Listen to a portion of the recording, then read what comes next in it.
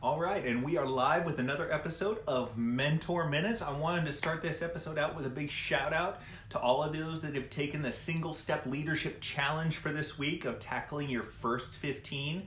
If you want to learn more about it, I've got a video. You can scroll down through my news feed or check it out over on YouTube, and I'll be producing one video a week. We're just tackling one simple principle and concept that you can put into your leadership every week, and we'll just stack those improvements on each other week in and week out. I think that you're going to find that this is an amazing program that will yield some huge results for you as you stick with it through the weeks and months to come. So again, big shout out to those that have tackled that single step leadership challenge that I've posted already. So for those that have not tuned into one of these sessions before, I just field real world questions from real world leaders around the world. And I try to apply some principles and some theory of leadership into some practical steps for you to be able to tackle some obstacles and tackle some challenges in your leadership, and hopefully see you improve with that. So as people jump on here, if you want to drop down into the comments section, ask a question. I will go ahead and field that in real time.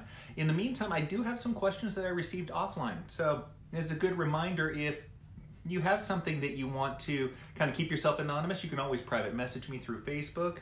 You can always email me, cm@cameronmorsey.com. That's a great way to do it. And Cindy, always good to have you tune in here. One of my regular viewers there. Appreciate you.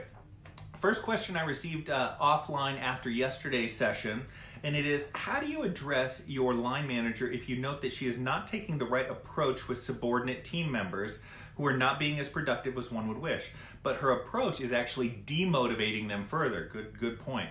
This person is also quite sensitive, and since she is also my line manager, I feel it's a bit difficult to challenge her without appearing that I am trying to take on her role. So this is the issue with leading up and leading up the food chain. And what often happens when you're trying to hold people accountable, and I actually get into this in the Dichotomy of Leadership, the book that I'll be discussing this Friday, they talk about it, that you want to be tough with your team. You want to hold them to a high standard, but you don't want to be so overbearing with it that they become demotivated. And it sounds like that's what this leader is doing. My recommendation is look for a few key suggestions that you might want to make. One of the best ways to get your message across to anybody is to phrase it in a way that makes their life easier. So maybe it is that you come up with a checklist that you can roll out to the team members. So you come up with a checklist that you've created for yourself. And so you share it with your boss. Hey, just so you know, I've got this checklist that kind of keeps me in line as far as the expectations are concerned. Maybe you could roll this out to everybody else. So you make a suggestion, you make it easy. And in doing that, it looks like more like you're sharing your thought process, and you kind of leave the last step of where she applies that up to her. And so that means that you're not kind of overstepping just a little bit. So for anybody that's out there that has team members that aren't kind of up to snuff, but your mutual boss is kind of coming down on them hard, make some suggestions to your boss and share those tools. What you can also do in this case is actually share the tools directly with your peers. It's important that you are a good team member, not just a good employee, not just a good leader, but that you're great with your peers as well. And that's the one step, the one area that often gets overlooked. So share your own tools, tricks, what have you, with the team members. So that's my take on that. We got some questions rolling in right away, so I'm gonna go ahead and tackle those. Thomas has one for us, and it's, how do you become an effective and fruitful leader? A great general question. You might consider it too general, but I don't think it is. First thing that you want to do, Thomas, is you want to get crystal clear on what your goals are. What is it that you're shooting for? What is it that you are being held accountable to by your boss, perhaps? Petra, glad you liked it. And Tamala, Prem, good to see you here as well. So get clear on your goals, first and foremost. A lot of times we have an idea of what we want. We want to improve this thing. But how much do you want to improve it? So get specific with that. And then start measuring that on a regular basis. Start checking it daily, weekly, what have you. Track that performance. Now, what you also want to do is open up the conversation with your team. So get clear on what you're going for, and then start getting clear on the expectations that you're going to hold the team to be able to meet those goals. And one of the best ways to do that is to be talking about it regularly. So if it's a sales or it's a productivity or it's an ordered shipped or whatever it is, calls answered, and customers greeted, whatever it is, whatever that metric is that you want to improve upon, get clear on your goal, get very specific with it, and then report on it as often as possible in a public place, where everybody can see it. And so that gets the conversation started. Clear on your expectations, and then talk about those goals on a regular basis, and you'll start seeing some ideas. There's obviously a whole lot more to being an effective and fruitful leader. And I guess I will chime in with one more thing. Open up that conversation with them. Don't just talk about what you want and what the goal is. Talk about their ideas, your employees' ideas for getting there. I like to say that you don't have all of, you don't have all the answers. The employees likely have answers to questions that you've been stumped on for ages. So involve them in the process. You'll get some information and you'll probably get some good ideas as well. Prem has our next question. It's, my boss does not give me enough visibility in broader meetings. Yes. In addition, he is not consultative in most situations with me. Instead, he is very directive. What can I do? It's difficult in, say, those larger meetings. If your boss is, from an authoritative position, kind of keeping you in the background, at least you're there. Sometimes people aren't there. I think one of the best things to do, and it might be able to tackle both of these, is to try to get ahead of the particular issues, Prem. So volunteer some thoughts on things before your boss might come to you. The other thing to do is to actually ask to help. So it may be that you pop into the office one time and you say, hey, just so you know, we've got an issue over here and I was thinking that we might tackle it in this particular way. What are your thoughts on that? And so you're providing them with kind of an update and a solution. Another time you might pop into their office and say, hey, I just wanted to let you know that this and this and this is going well. Is there anything that you need assistance with? Anything I can help prep for the next meeting, for the next whatever?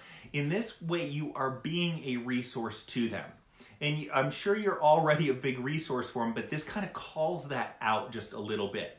And it opens the door to more communication. The big issue here is more communication with your boss. Yes, your boss might be looking for all of the glory. That's certainly a likelihood. But the best way to start getting some of that is becoming actually closer with your boss. So find ways to communicate more with them. The way that you do this, and both of these things that we've already addressed have kind of tackled that. You're providing problems with solutions. You're asking if you can help them with anything. The other thing is monitor what you're talking to them about. And what I mean by that is people will listen to things that they care deeply about. Too many times when we go to our boss, we are concerned about something that is totally in our area of concern, not in their area of concern. And don't get me wrong, they should care about that. But oftentimes you can get to that eventual point by talking to them about things that they care about. So do they care? What is their boss on their case about? Is it revenue? Is it the way that the operation is running effectively? What is it? So phrase your discussions around the things that they care about most. And what happens is you're able to kind of broaden that out. That's the wedge that gets started, and you're able to broaden out those discussions and hopefully establish a little bit more of a collaborative relationship, which should meld into all of the other areas. I really hope that helps, Prem. So 3 different things for you to kind of tackle there. See how that works. And if that doesn't resonate, drop down in the comment section. I don't have a problem with any of these answers. I don't pretend to have all of the answers. So if what I say doesn't resonate or you think there's an extra point, everybody is welcome to jump into the comment section and let me know what your thoughts are, and let everybody know what your thoughts are. All of us are smarter than any one of us are. I will send a hello to the people out in Brazil. João, I'm going to screw up that name because the accent in Brazil I always mess up. But always good to see my people down in South America, and Brazil in particular. Very nice. Always root for that soccer team. And I am not going to even guess what that is other than asking what the president of Brazil is going to be in 2018. I just hope that everything kind of gets squared away, the corruption kind of dies down there, and everything can kind of turn around economically down there. Donna, Mark, always good to see you here. Jason as well. Kale has a question for us. What are your favorite and most effective recruitment methods?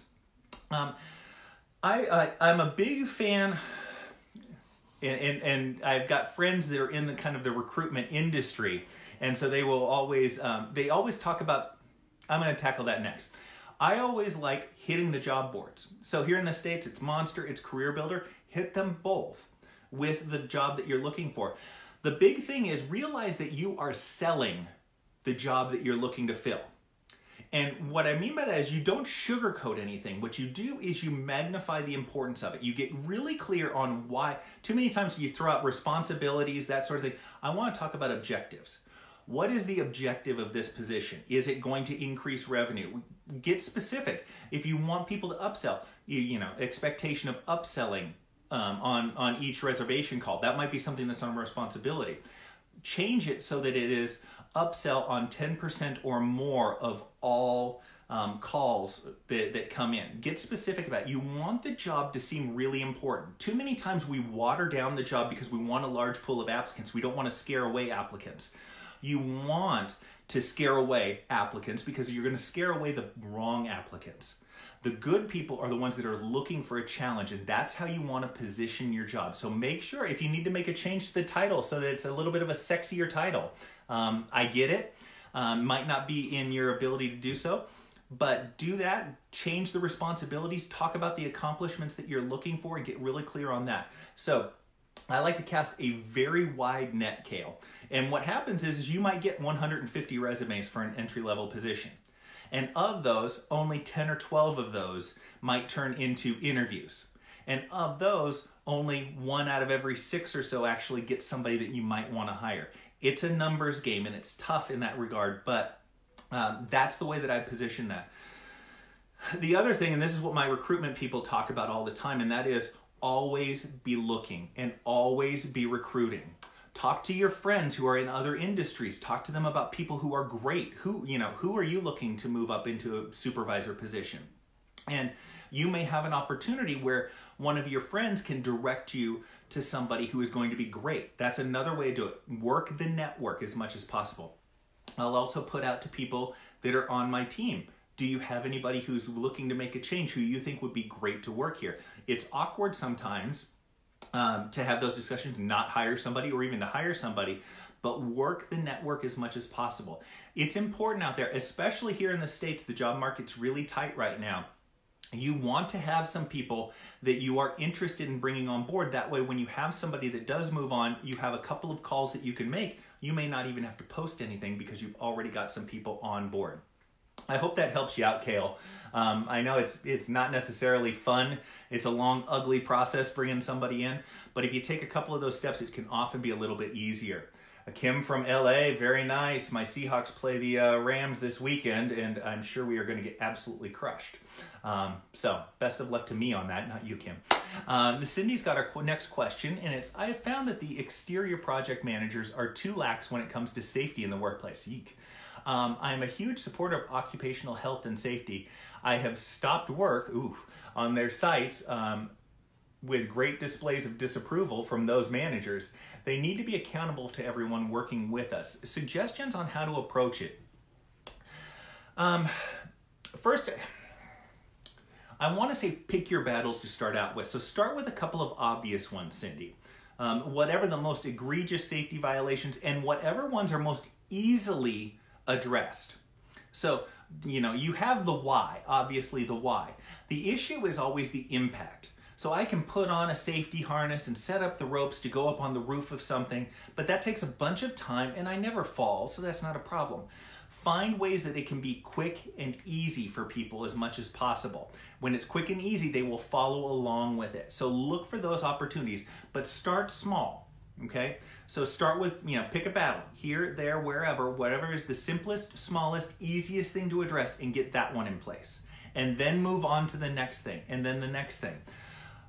I would also, and I hate to go over people's heads on things, but it is also a situation, especially with safety, and some of these other larger HR issues, where it is kind of a responsibility. This might be something that you take to the owner, Cindy, and you say, hey, the safety is just getting a little bit lax. I've instructed this and this and this. I'd love to have you come in and kind of back me up on this and maybe say it yourself. And so bringing in the owner on something that's serious like this, going over people's head for something super serious is okay. Going over people's head for something that's petty is silly, a silly use of capital. but maybe bring the owner in on it. But the other way, if you don't want to do that, is start small, start simple, start with the most obvious, and move on from there. Hope that helps out. And sweet, so good to see you here. It's been a while. Paul, Mohammed, Mona, great to have you guys on board. Edna as well. Next question comes in, is how can you be a good technical leader? And that question can be phrased a bunch of different ways, but I will go ahead and say, thanks for the laughter, Kim. You'll be laughing plenty on Sunday, I'm sure, as you watch my team lose.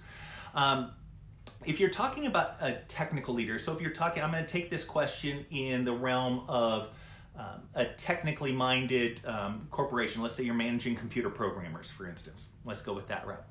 So if you don't have that initial ability, that's fine. I don't have any problem with a boss who can't do the jobs of their teams. That's not the most important thing. It is a nice thing to have, and it is something that you want to learn and you want to get better at. So your education should be growing as your leadership is growing. You should have a better understanding of what it is that your team does on a day in, day out basis. And if you don't, here's my advice for technical leaders. Start spending some time looking over people's shoulders. Yes, you can take classes, and that's fine. Take online classes, take more structured classes. If it's a technical arena, you can do this with Excel. But oftentimes the best way to do it is to actually look over somebody's shoulder. The example I use with this all the time was IT. If you call the IT help desk in a large corporation, they'll remote in and they'll start fixing what it is that is broken. Instead of picking up a call, instead of getting on your phone and typing emails, watch what it is that they are doing, especially if it's something that recurs all the time. There's often times where you can learn something and fix something and it expands your knowledge.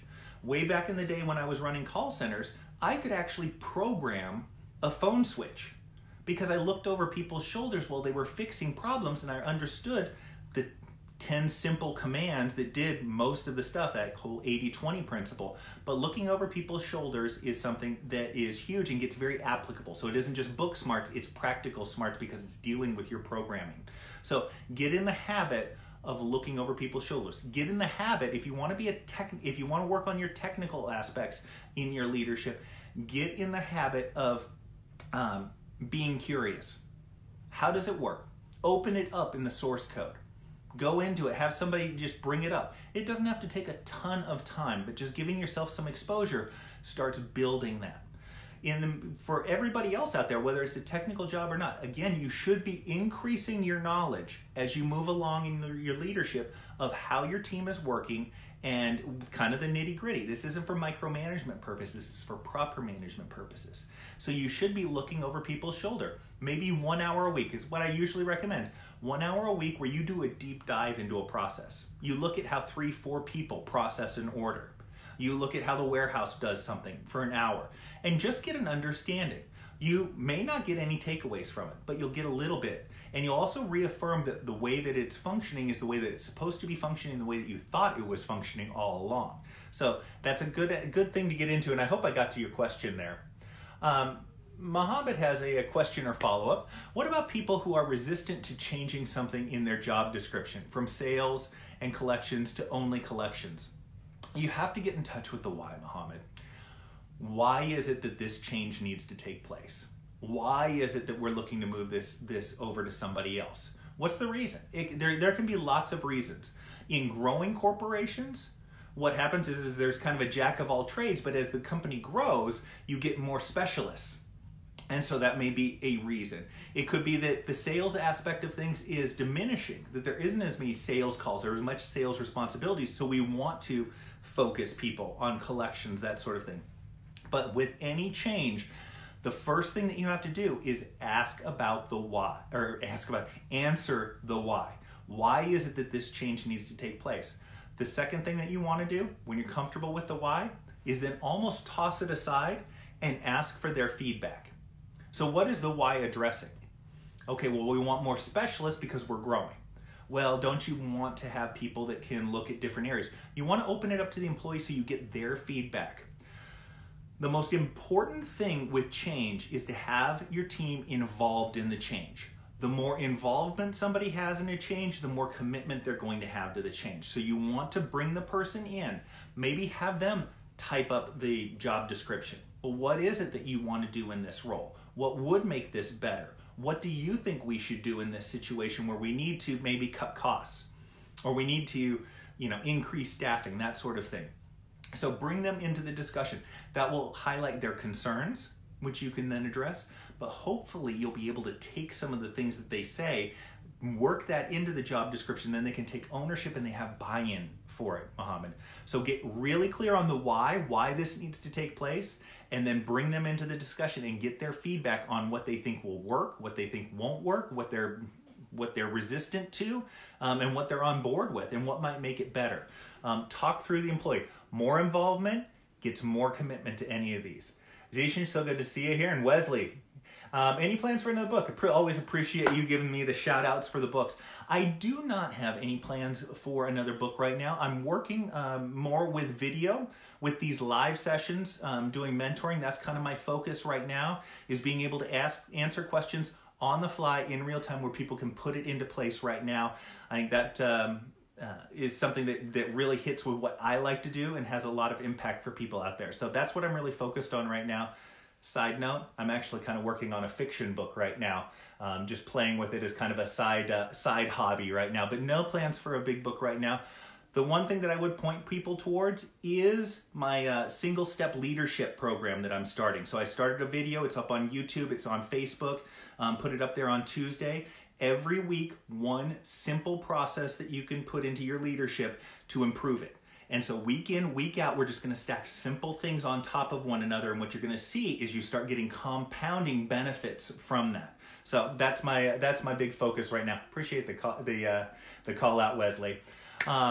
I do not understand Ligma, David. Maybe if you can explain that to me, I'll tell you how I feel about it, but I don't understand that lingo right there. Zishan has two questions for me. How to convenience management to implement agile approach or hybrid approach in operations? How to retain top talent in companies, what measuring companies should do. So kind of trying to read between the lines when I lost a little something in translation there, Zishan. The big thing when you want to implement, say, an agile approach, no problem with, like the agile approach or hybrid approaches, that's all fun. The key is why. What is the benefit for anybody to use this particular approach? Why is it better than what's currently being done? So get crystal clear on what they get out of it. It's the WIFM, what's in it for me? That's really all anybody cares about, what's in it for me. So answer that. How is it going to be easier? How is it going to be more effective? And where it isn't easier and where it isn't more effective, that's where you need to be agile and see if you can come up with some ways to make it that way. Again, involving the team. So the why, I kind of got to this earlier, but the why and then employee involvement. So you want to institute an agile approach. You think that it's got these benefits, but you're not sure about it. So bring people in and get their feedback. Well, what would work? Well, what would make this work? That's another great question. So people will be resistant all the time. Well, what would it take to make this work? What would we have to do? So that's kind of the answer to the first question. If you want to retain top talent in companies, you need to challenge people. Yes, they need to progress as well. They need to have an opportunity to move up in the organization. But if you want to keep top talent wants to be challenged. So that may be that you broaden out. It doesn't have to mean a promotion. It may mean that they learn a different skill. That they work, one day a week with a different team, which gives them exposure to a different product. Find ways to challenge your team, and your team will stick around, especially your top talent. What your superstars want is your superstars want recognition and they want challenge. Your poor performers don't want either of those things. But your top talent, if you want to keep the top talent, challenge, recognition. Those are the things to work for, Zishan. I hope that helps you out on both of those. Ohano, good to see you here. Neil, good to see you. What's the best way to deliver redundancy? Again, I'll take a logical leap with this question. So I would say, how do you deliver? I think what the question might be getting at is, how do you deliver the same thing over and over again? First of all, it's practice. So if you have a service that needs to be delivered the same way over and over again, calls. I worked in a call center, so it would be similar to that. You could work a script, which I was never a big fan of, But what you do is you hit the highlights. So one of the best ways to do that, because people want to be able to insert themselves into so many of these things, and getting back to the question, where is the top talent, they want challenges. So it isn't that you script the behavior, but you create a checklist of outcomes that you're looking for. So it may be customer feels welcomed after your greeting. So it may not be a scripted greeting, but you're going after what they're looking for. So if you're looking to give a consistent level of service across the organization, what I recommend is not scripts, it's clear checklists of outcomes. What are you looking for with that? So that might be my take on it. If I missed it, Neil, then just ping down into the comments and I'll go ahead and get to it here in a second. Ahmed, how to deal with resistance to change. That seems to be the question of the day, is dealing with change. So Ahmed, it was Stephen Covey who said it, and that is, where there is no involvement, there is no commitment. And one of the biggest things that you want to do with change is bring the team in as quickly as possible. Have them work on the project plan. Have them be there and come up with timelines. Have them help with the training material. It seems like you are kind of ceding control and authority to others, and it may be that you don't want to take people off of the product line, for instance, to work on these things that you should be working on, Ahmed. But the thing is it is not a waste of time. You get that time back by quicker commitment and better buy-in. With change, I always bring up one of the very first studies in change management was done back in the 40s, and it was a textile manufacturer. And they took 3 groups of people and they rolled out a change. The first group got the very typical sort of change management speech, and that is, we're going to be doing this. This is how it's going to roll out. Does anybody have any questions? Second group was brought into, second group had a representative who was brought into the process and could tell you and could speak on behalf of the employees in regards to the process and how things worked. The third group had everybody involved right from the start. This is what we need to do, or this is what the goal is, and this is what we're looking to accomplish. How are we going to get there? And so what you found is that the first group had all kinds of problems. They didn't get the performance improvements they were looking at. They had turnover. They had animosity in the group. The second group got some of the benefits of the change that they were looking at. There wasn't any animosity. The third group got 20% more as far as a productivity increase. They saw very little decrease as people were learning the new process, and it came up very quickly. The message there is involvement. All right, involve the team. Now, getting clear on the why, that's the other part of it. So it's a compelling reason why. Why do we need to change?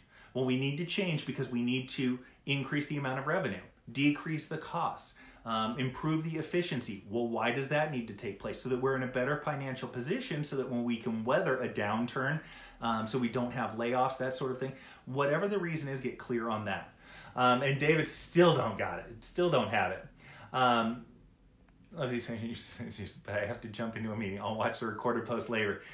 Thanks, Kim. I appreciate you checking this on the replay, and get back to that work, all right? I understand. You got to jump into those meetings. And that's good reminder for everybody. You may not be able to tune into these live sessions, but I like to consider these almost like exercise for your leadership brain. So whether it's checking these out as on the podcast, whether it's checking them out on YouTube, or whether it's just checking them out on Facebook on a replay, going through these questions that other leaders have is exercise for your brain.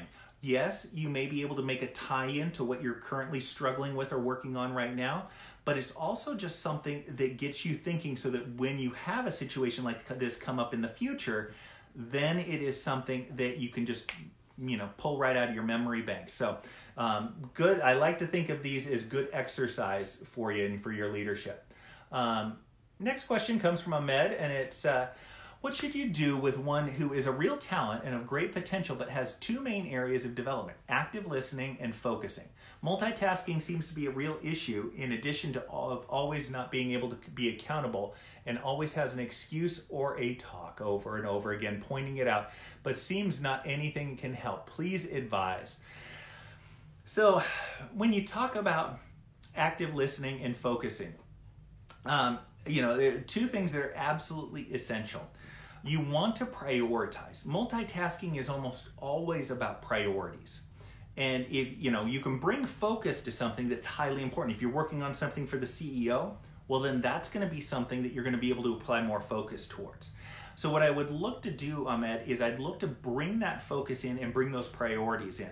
So it might be that you talk to this person and you say, okay, so today what I need from you is I need this by noon and I need this by 5 o'clock. Let me know if there's anything that prevents you from doing that. What would be an obstacle that you see right off the bat? And so you kind of corral their monkey mind of getting distracted, that sort of thing. The other thing is to coach them and say, hey, I want to make sure that you are not just listening to me, but listening to anybody. And it's a trait that everybody can work on. Everybody knows that people are terrible at listening. This is one of those things that goes unsaid and people tiptoe around. But we all recognize when somebody isn't listening to us. And we know that it's a challenge for us to listen to people because we're thinking about other things. And so work on one thing, and that is, I want you to keep eye contact with me. Practice that. That's an active listening skill that's important for your development. That's the carrot for this person. I want to see you develop and grow in the organization. I want to work with you on the traits that are going to help you get there. So bringing that focus in and talking through some active listening traits. Eye contact is one of them. Repeating what somebody says is another one. Not interrupting them. One of my favorite takeaways from salespeople is that great salespeople almost never interrupt people. Great takeaway for everybody that's out there in management and leadership. So hope that helps them out. If it doesn't, or if I missed anything with anybody out there, drop down in the comment section. I'll follow up. I have no problem carrying on these discussions.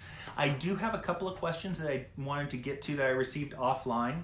The first one is, how do you handle a RIF, a reduction in force?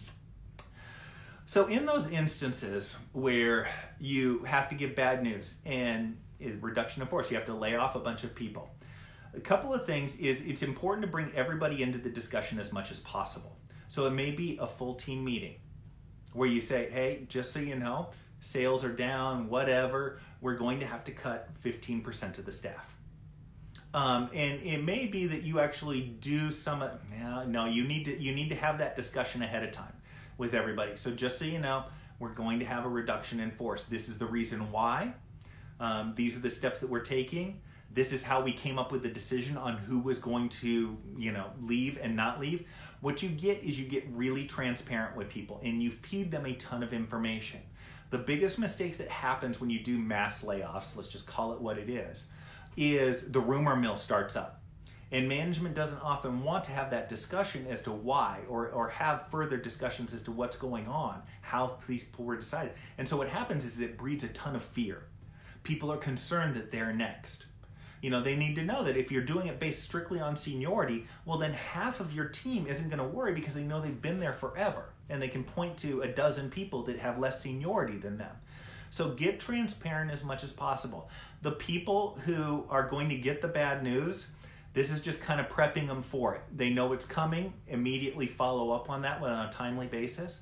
Now, if you're doing this far off in the future, so it may be something that's going to take place months from now, people will respect the transparency. Yes, you will have some people that leave. Yes, you will have some people that misbehave. But what happens is you don't want to hurt the trust that you have.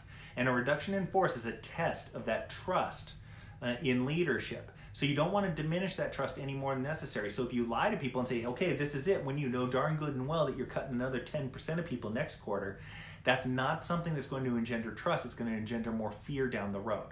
So it's important when you have these really tough, and I guess this goes along with many tough conversations that you need to have. It's best to be direct. It's best to be transparent.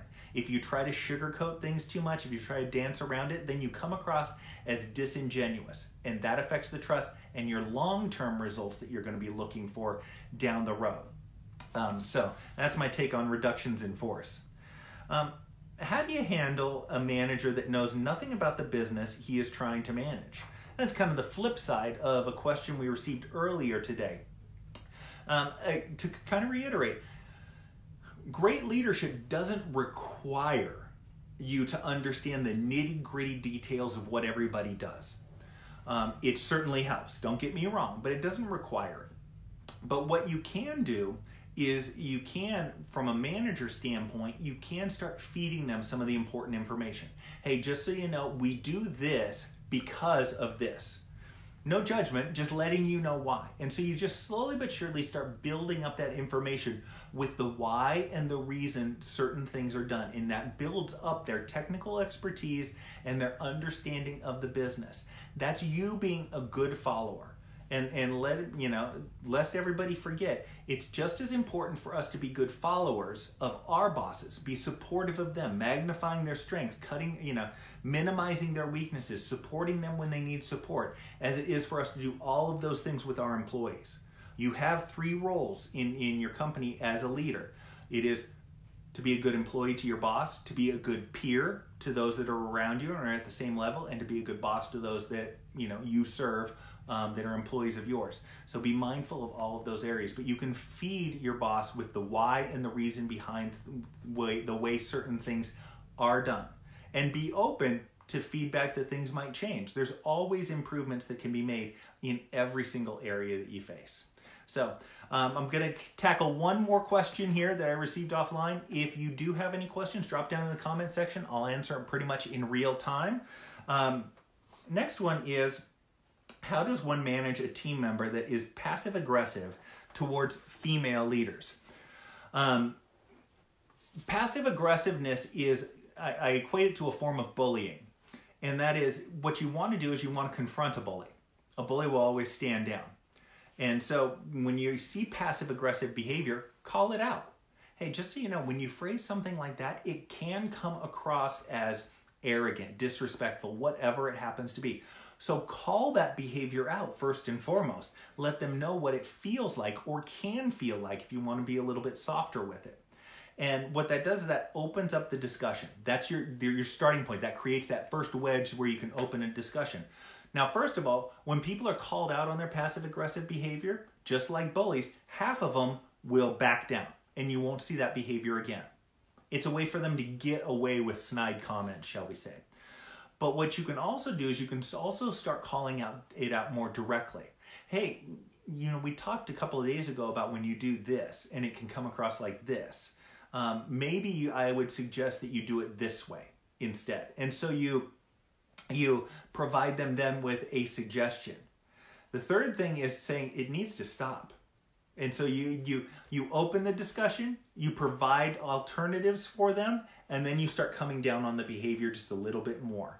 So that's how you handle that passive aggressiveness, is really call it out, bring it out into the open so it's not passive aggressive, it just then becomes aggressive, is what you've done in those situations. So hope that helps you out, whether you have a passive aggressive boss, passive aggressive peer, passive aggressive employee. Those are the ways you kind of tackle it.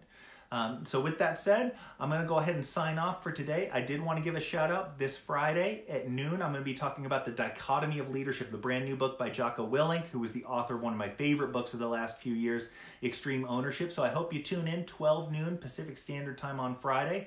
Otherwise, I hope you all have a great day out there.